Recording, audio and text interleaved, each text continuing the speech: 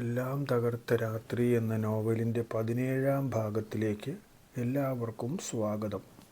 മുഴുവനായി കേൾക്കുകയും സബ്സ്ക്രൈബ് ചെയ്യുകയും സുഹൃത്തുക്കൾക്കൊക്കെ ഷെയർ ചെയ്ത് കൊടുക്കുകയും ചെയ്യണമെന്ന് അപേക്ഷിക്കുന്നു.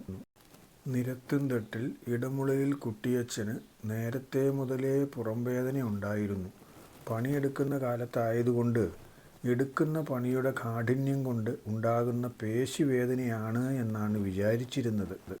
അതിന് അപ്പോൾ കിട്ടുന്ന കുഴമ്പു തിരുമ്മി ചൂട് പിടിക്കുകയും കിഴി വയ്ക്കുകയും ഒക്കെയാണ് ചെയ്തുകൊണ്ടിരുന്നത്. അങ്ങനെ ചെയ്യുമ്പോൾ തൽക്കാലത്തേക്ക് ഒരു ശമനം കിട്ടും. പിറ്റേ ദിവസം രാവിലെ എഴുന്നേറ്റ് വീണ്ടും പറമ്പിൽ പണിക്ക് പോകും. അങ്ങനെ ആ രീതി അങ്ങ് തുടർന്നു പോയിക്കൊണ്ടിരുന്നു. ചില ദിവസങ്ങളിൽ വേദന അല്പം കൂടുതലുള്ളപ്പോൾ കള്ളുഷാപ്പിൽ പോകും. 2-3 കുപ്പി അടിച്ചു കഴിയുമ്പോൾ എല്ലാം സാധാരണ പോലെയാകുന്നതായി കുട്ടിച്ചന് തോന്നുകയും ചെയ്യും. അപ്പോൾ പിന്നെ ഇതൊന്നും ഒരു അസുഖമല്ല എന്ന രീതിയിലാണ് അതിനെ കണ്ടുകൊണ്ടിരുന്നത്.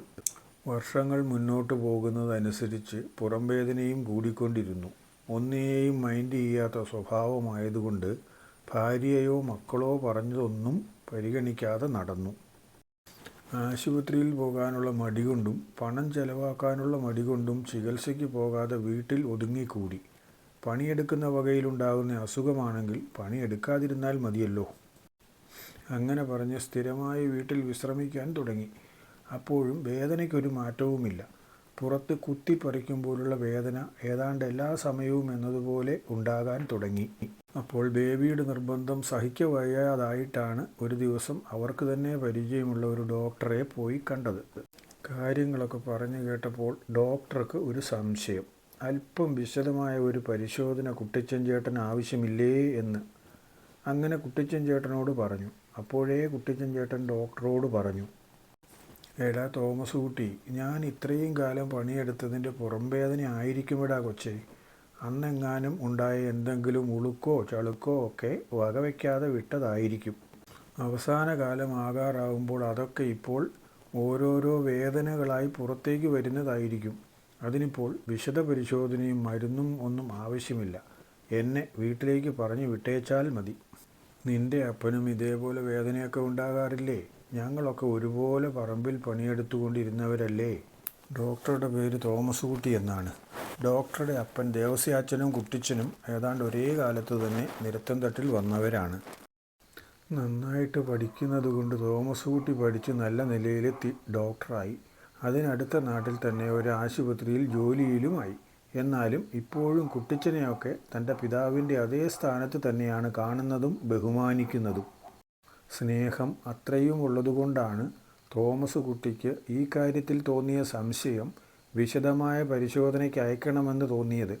ഇല്ലെങ്കിൽ ചിലപ്പോൾ അത് വെറുതെ വിട്ട് കളഞ്ഞേനെ. എൻ്റെ പൊന്നു കുട്ടിച്ചൻ ചേട്ടാ, രോഗം വന്നാൽ ചികിത്സിക്കണ്ടേ? എൻ്റെ അപ്പനും ഏതാണ്ട് ഇതേ സ്വഭാവക്കാരൻ തന്നെയാണ്. രോഗത്തിന് അവർ കണ്ടുപിടിക്കുന്ന ചില മരുന്നുകളൊക്കെയുണ്ട്. അതൊക്കെ തന്നെയാണ് പ്രധാനം. മറ്റെന്തെങ്കിലും ഒരു മരുന്നിൻ്റെ കാര്യം പറഞ്ഞാൽ അവരപ്പോൾ പുലി ചാടും പോലെ ചാടും. പിന്നെ എങ്ങനെയെങ്കിലും നിർബന്ധിച്ചും പേടിപ്പിച്ചുമൊക്കെ ആയിട്ടാണ് ഇപ്പോൾ അപ്പനെ കൊണ്ട് മരുന്ന് കഴിപ്പിക്കുന്നത്. 2 പേരും ഒരുമിച്ച് ഈ നാട്ടിൽ വന്നവരുമാണല്ലോ. തോമസ് കുട്ടിയുടെ ഒരു അധ്യാപകൻ മെഡിക്കൽ കോളേജിലെ ഒരു സീനിയർ ഡോക്ടറാണ്. അദ്ദേഹത്തിൻ്റെ വീട് നിരത്തുംതട്ടിൽ നിന്നും വളരെയൊന്നും അകലെയല്ല. അദ്ദേഹം അവിടെ ഉണ്ടാകുന്ന ദിവസങ്ങൾ തോമസ് കുട്ടിക്ക് നന്നായി അറിയാം. അവർ അന്ന് പോയതിൻ്റെ പിറ്റേ ദിവസം പോവുകയാണെങ്കിൽ ആ ഡോക്ടറെ വീട്ടിൽ വെച്ച് തന്നെ കാണാം. ഡോക്ടറുടെ പേര് ഗംഗാധരൻ എന്നാണ്. പ്രസിദ്ധനാണ് താനും. അദ്ദേഹത്തെ പോയി കാണണം എന്നാണ് തോമസ് കുട്ടി നിർബന്ധിച്ചത്. രോഗമൊന്നുമില്ലാത്ത ഞാൻ നീ പറഞ്ഞതനുസരിച്ച് ഏതെങ്കിലും ഡോക്ടറുടെ അടുത്ത് പോയി ഇല്ലാത്ത രോഗവും മേടിച്ച് തിരിച്ചു വരേണ്ടി വരുമോടാ? എനിക്ക് സത്യം പറഞ്ഞാൽ അത് പേടി തന്നെയാണ്. രോഗമൊന്നുമില്ലാതെ അയാൾ കീറി മുറിച്ച് എന്നെ ഒരു പരുവത്തിലാക്കുമോടാ തോമസ് കുട്ടി. ഇവരുടെ തലമുറ മൊത്തം ഇങ്ങനെ തന്നെയാണ്. അപ്പോൾ ഇതിനു മുമ്പുണ്ടായിരുന്നവരെങ്ങനെ ആയിരുന്നിരിക്കണം? എല്ലാവർക്കും ഡോക്ടർമാരെയും മരുന്നിനെയും പേടിയാണ്. അവരുടെ കാലഘട്ടത്തിലുണ്ടായിരുന്ന തൽക്കാല മരുന്നുകളും ഒപ്പിക്കൽ പരിപാടിയും കൊണ്ട് അവർ അങ്ങ് ദിവസങ്ങൾ തള്ളി നീക്കും. രോഗം കൊണ്ട് മരിച്ചാലും സമയമായിട്ടാണെന്ന് പറയുകയും ചെയ്യും. ഞാൻ പ്രത്യേകം എഴുതിയിട്ടുണ്ട്, എൻ്റെ പിതാവിനെ പോലെ തന്നെ ഞാൻ ബഹുമാനിക്കുന്നയാളാണ് ഈ കത്തുമായി വരുന്നത് എന്ന്. അതുകൊണ്ട് പ്രത്യേക പരിഗണന നൽകണം. എന്തെങ്കിലും അസുഖമുണ്ടെങ്കിൽ മാത്രമേ ചികിത്സിക്കാവൂ. അല്ലെങ്കിൽ തിരിച്ചുവിടണം. മറ്റൊന്നും വിചാരിക്കരുത് എന്നാണ് ഞാൻ പറഞ്ഞതും ഇപ്പോൾ കുട്ടിച്ചൻ ചേട്ടൻ്റെ സമാധാനത്തിന് എഴുതുന്നതും. ഇത്രയുമായപ്പോൾ കുട്ടിച്ചന് ഏകദേശം ഒരു ധൈര്യം വന്നു. മക്കളും കൂടുതൽ ധൈര്യം കൊടുത്തു. ജോസും ബേബിയും ധൈര്യത്തിന് ഒപ്പം തന്നെ നിന്നപ്പോൾ കുട്ടിച്ചന് പോയേക്കാമെന്ന് തോന്നി. അങ്ങനെ ആ ഡോക്ടറെ കാണാൻ പോകേണ്ട ദിവസം തീരുമാനിച്ചു. അവരെല്ലാവരും കൂടി വീട്ടിലേക്ക് പോന്നു. അന്നും പുറത്ത് നല്ല വേദനയായിരുന്നു. കുഴമ്പ് തിരുമ്മി ചൂടും പിടിച്ച് ഒരു തരത്തിൽ അയാൾ കിടന്നു. അന്ന് രാത്രി പുറം ബെഡിൽ വെച്ച് കിടക്കാൻ പോലും കഴിയാത്തത്രയും വേദനയായിരുന്നു. സാറാമ്മേ, എനിക്ക് കിടക്കാനോ ഉറങ്ങാനോ ഒന്നും പറ്റുന്നില്ലല്ലോടി.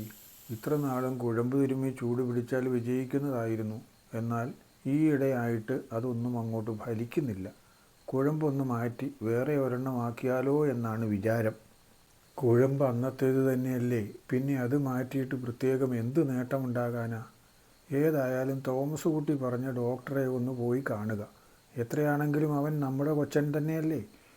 അവൻ അങ്ങനെ നമ്മളെ കൊണ്ടുപോയി അപകടത്തിൽ വീഴ്ത്തുകയൊന്നുമില്ല. എന്തെങ്കിലും കുഴപ്പം കാണും. അതാ ഇപ്പോൾ കിടക്കാൻ പോലും പറ്റാത്തത്. പിന്നെ ഇങ്ങനെ ഉറങ്ങാൻ കഴിഞ്ഞില്ലെങ്കിൽ മനുഷ്യന് ഇല്ലാത്ത രോഗങ്ങളെല്ലാം വരും. കാര്യം ശരി തന്നെ, ആ വിവരം എനിക്കറിയാം. പക്ഷെ വേദന കാരണം ഒരുപോലെ കണ്ണടയ്ക്കാൻ കഴിഞ്ഞിട്ട് വേണ്ടേ? വേദന ഇല്ലാഞ്ഞപ്പോൾ ഞാൻ സുഖമായി ഉറങ്ങുന്നത് നീ കാണാറുണ്ടായിരുന്നതല്ലേ? നിനക്കതിൽ ലേശം പരിഭവം പോലും ഒരിക്കൽ ഉണ്ടായിരുന്നത് പറഞ്ഞതല്ലേ? അന്നത്തെ രാത്രി ഒന്ന് കണ്ണടയ്ക്കാൻ പോലും കഴിഞ്ഞില്ല. എങ്ങനെയൊക്കെയോ നേരം വെളുപ്പിച്ചു. പിറ്റേ ദിവസമാണ് ഗംഗാധരൻ ഡോക്ടറുടെ അടുത്തേക്ക് പോകാൻ തോമസ് കുട്ടി പറഞ്ഞ ദിവസം.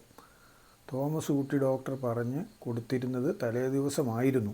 അന്ന് മടി പറഞ്ഞിരുന്ന കുട്ടിച്ചൻ പിറ്റേ ദിവസം രാവിലെ തന്നെ പോകാൻ തയ്യാറത് കണ്ടപ്പോൾ ബേബിക്ക് അതിശയം.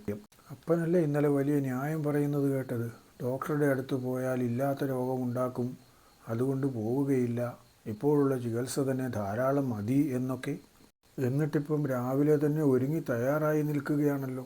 എന്തു പറ്റി അമ്മച്ചി? രാത്രിയിൽ അമ്മച്ചി എന്തെങ്കിലും പറഞ്ഞ് നിർബന്ധിച്ചതാണോ? ഇന്നലെ ആ മനുഷ്യൻ ഒരുപോലെ കണ്ണടച്ചിട്ടില്ല. ഭയങ്കര വേദനയാണ് പോലും. കുഴമ്പ് മാറ്റണം എന്നൊക്കെ ന്യായം പറഞ്ഞു.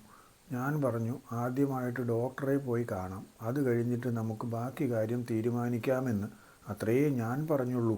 എന്താണേലും അപ്പനെ ഡോക്ടറെ കാണിക്കണം, എന്നാലേ ശരിയാകത്തുള്ളൂ.